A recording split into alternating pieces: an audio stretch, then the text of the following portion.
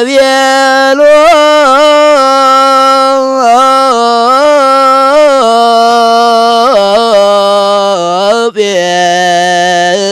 ጴጥሮስ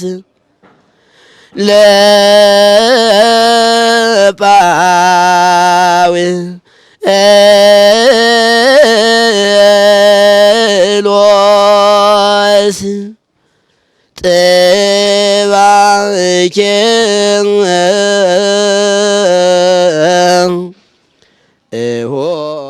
በስመ አብ ወወልድ ወመንፈስ ቅዱስ አሐዱ አምላክ።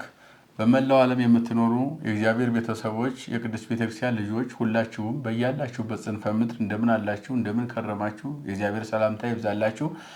እንደ እግዚአብሔር መልካም ፈቃድ የሐዲስ ኪዳን ተከታታይ ትምህርታችንን ነው የምናየው። የማቴዎስ ወንጌል ምዕራፍ 25ን እናያለን። ምዕራፍ 25 ምን ይላል? ስለሚናገራል ምንስ ከሱ እንማራለን የሚለውን ነገር እናያለን። እንግዲህ የማቴዎስ ወንጌል ምዕራፍ 25 በሶስት መሰረታዊ ነገሮች ይከፈላል።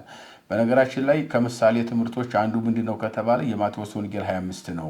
ምሳሌያዊ ትምህርት ነው። ሶስት ምሳሌዎች አሉ። ሲጠቃለል ግን ሶስቱም ወደ አንድ መጥተው በአንድ ነገር ይተረጎማሉ። እንደው መጀመሪያ ስንመለከት አሚሃ ትመስል መንግስተ ሰማያት አስሮን ደናግል አስሮነ ደናግነ ለነ ሳማቱ ይሁን ወፃው ለቀበለ መራዊ ሙሽራን ለመቀበል መብራታቸውን ይዘው የወጡ 10 ቆንጃጅትን ወይም 10 ደናግልን የእግዚአብሔር መንግስት ትመስላለች ብሎ ይናገራል። ምሳሌያዊ ትምህርት ነው ብለናል። እዚህ ላይ 10 ደናግል አሉ። እንግዲህ 10 ደናግል ሲተረጎሙ የዓለም ህዝብ ማለት ነው። 10 ደናግል በአጠቃላይ የአዳም ዘር ሁሉ ነጭ የለም ጥቁር የለም፣ በሀገር በነገድ በቋንቋ በጎሳ ሳይከፈል አጠቃላይ የአዳም ዘር ሁሉ የሰው ልጅ ማለት ነው። 10 ደናግል ይሄ ልማደ መጽሐፍ ነው። ብዙውን አንድ ብሎ መቁጠር አንዱን ብዙ አድርጎ መቁጠር ልማደ መጽሐፍ ነው። መጽሐፍ ሲቆጥር ጎደሎውን ሞልቶ የሞላውን አጉድሎ መጽሐፍና መናገር ይሄ ልማደ መጽሐፍ ነውና የዓለምን ሁሉ ህዝብ 10 ደናግል ብሎ ያስቀምጣል። ከ10ሩ መካከል አምስቱ ሰነፎች 5ቱ ልባሞች ናቸው ይላል።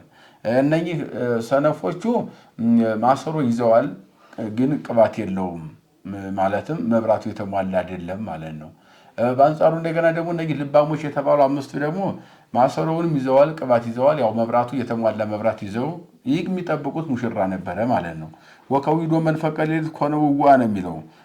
ከዚያም በኋላ ይህን ካደረጉ በኋላ ወጎንዲዮ መራዊ ደቀሳ ኩሉን ወኖማ በሀገራቸው የሚመጣው በመንፈቀ ሌሊት ነውና ሙሽራ የሚመጣው ሁሉም ሲዘገይባቸው ተኙ። ወከዊዶ መንፈቀ ሌሊት ውአ ኮነ ናሁ መራዊ መጻጻው ለቀበላሁ እነሆ ሙሽራው መጥቷል ንውጡ የሚል ድንፋታ ወይም ጩኸት ሆነ በመንፈቀ ሌሊት ማለት ነው። ከዚያ በኋላ እነኚህ 10ሩም ተነሱ ሙሽራውን ለመቀበል። መብራት አሟልተው ያዙትም ማሰሮ ብቻ ይዘው መብራት ያላሟሉትም ሁለቱም ለመቀበል ሄዱ። ከዚያ በኋላ ሙሽራው መጣ። አጅበው በሚገቡበት ጊዜ መብራቱን አሟልተው ከማሰሮው ጋር ያዙ። እነሱ ተፈቀደላቸው። ሙሽራውን አጅበው ወደ ሰርግ ቤት ሲገቡ እነኛኞቹ ደግሞ አትገቡም ተብለው ተከለከሉ። ምክንያቱም ምንድነው ከተባለ ማሰሮ እንጂ መብራት አልያዛቸውምና መብራት ያልተሟላ መብራት ስለያዛቸው አትገቡም ተብለው መከልከላቸውን ይነግረናል። እዚያ በኋላ በር ተዘጋባቸው። እግዚኦ ክፈት አቤቱ አቤቱ ክፈትልን እንግባ ቢሉ አይ ልትገቡ አይገባም ተብለው ተከለከሉ ይላል። ይህን ስንመለከተው ሙሽራው ሰማይና ምድርን የፈጠረ የድንግል ማርያም ልጅ የዓለም መድኃኒት መድኃኔዓለም ነው። 10ሩ ደናግል የተባሉ የዓለም ህዝብ ነው ብለናል፣ የሰው ዘር ነው ብለናል። ሰነፎች የተባሉ ሃይማኖት ኑራቸው ምግባር የሌላቸው ናቸው። ባጭሩ ምግባር ብዙ ነው እንግዲህ እስከ ንስሐ ድረስ ያለው ጾም፣ ጸሎት፣ ፍቅር፣ ትሕትና፣ አፊረ ገጽ የሚባል ትንታኔ ያለው ያን ያልያዙ ናቸው። ሃይማኖት አላቸው አምነው ተጠምቀው ግን ያን ምግባር የሚባል ነገር የሌላቸው ማለት ነው። እነኚህ ልባሞች የሚባሉት ደግሞ ሁሉን አሟልተው መብራቱን የያዙ ማለት ሃይማኖትን ከፍቅር ከትሕትና ከአፊረ ገጽ ሁሉን ነገር አሟልተው የያዙ ያሟሉ እምነቱ የሚፈቅደውን ነገር ሁሉ ያሟሉ ማለት ነው።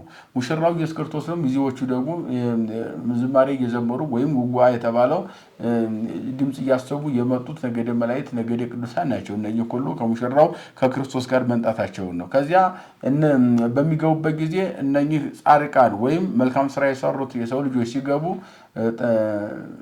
ደናግል ልባሞች የተባሉ እነኛኞቹን ግን ከለከሏቸው ማለት ወደ እግዚአብሔር መንግስት ያለ ምግባር መግባት እንደማይቻል መቅረታቸውን ወይም እንደዚህ አይነት ሰዎች መግባት እንደማይችሉ በዝርዝር ማስረዳት ነው። ከዚያ በኋላ ክፈትልን እንግባ ብለው ጮሁ። ነገር ግን መግባት አልቻሉም።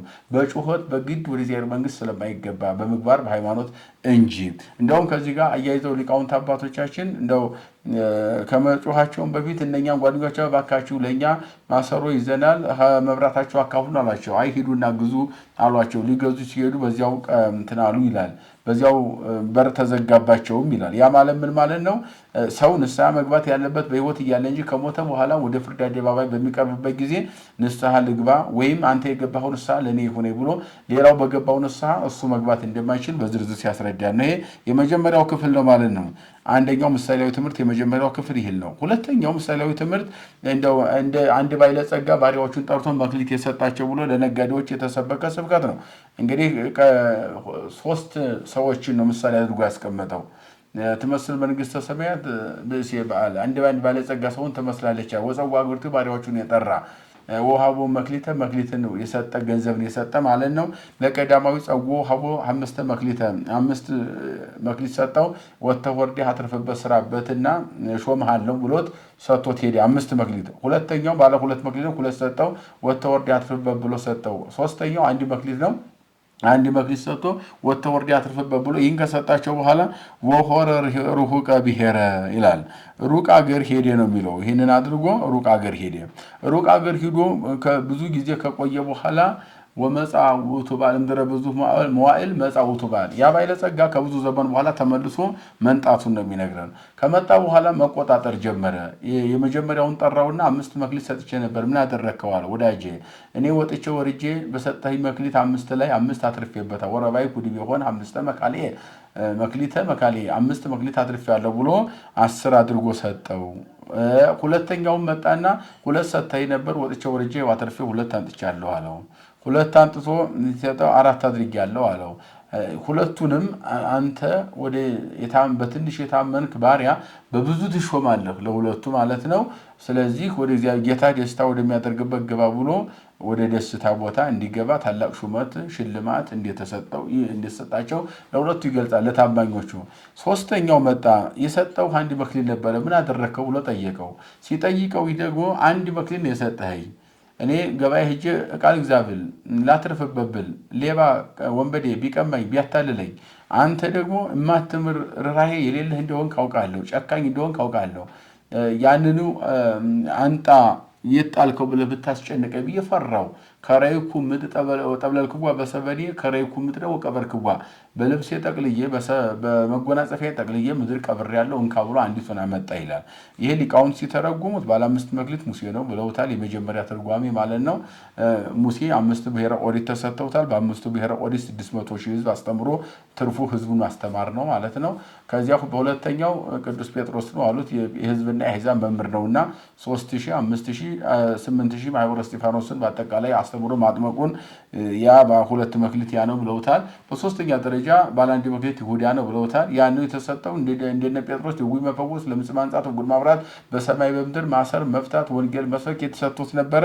ነገር ግን ጌታውን ሽጦ መክሊቱን መቅበሩን ይህንን በዝርዝር ሊቃውንት አባት ይተረጉማል። ሌላው በየዘመኑ በየጊዜው የሚነሱ ለመምህራን ሁሉ ትርፍ ለሚያተርፉ አስተምረው ራሳቸውን አክለው አስመስለው ለሚያወጡ መምህራን ሁሉ ያኛው ይተረጎማል። በትንሽ የታመነ በብዙ ይሾማል።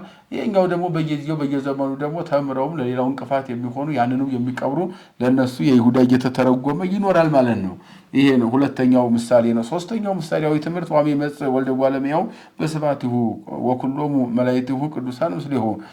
ጌታችን ኢየሱስ ክርስቶስ መላእክትና ቅዱሳን አብረውት ሆነው በሚመጣበት ጊዜ አሚሃይ ነበር ዲወን በረስፋቲሁ በዙፋኑ በተቀመጠ ጊዜ ይትጋቡ ኩሎሙ አሕዛብ ቅድሜሁ፣ በፊቱ አሕዛብ ሁሉ ይሰበሰባሉ፣ የዓለም ሕዝብ ይሰበሰባል። ቅድም እንዳልነው ወይፈልጦሙ ዘዘያሆሙ እንተ ከመ እንተ ይፈልጥ ኖላዊ አባግ ማጣሪ፣ በጎችን ከፍየሉ እረኛ እንደሚለይ ያን ጊዜም ኃጥአን ከጻድቃን ይለያል። እንግዲህ 3 ምሳሌያዊ ነገሮች ናቸው ብለናል። እዚህ ላይ እየጠቀልለው ነው የመጣው።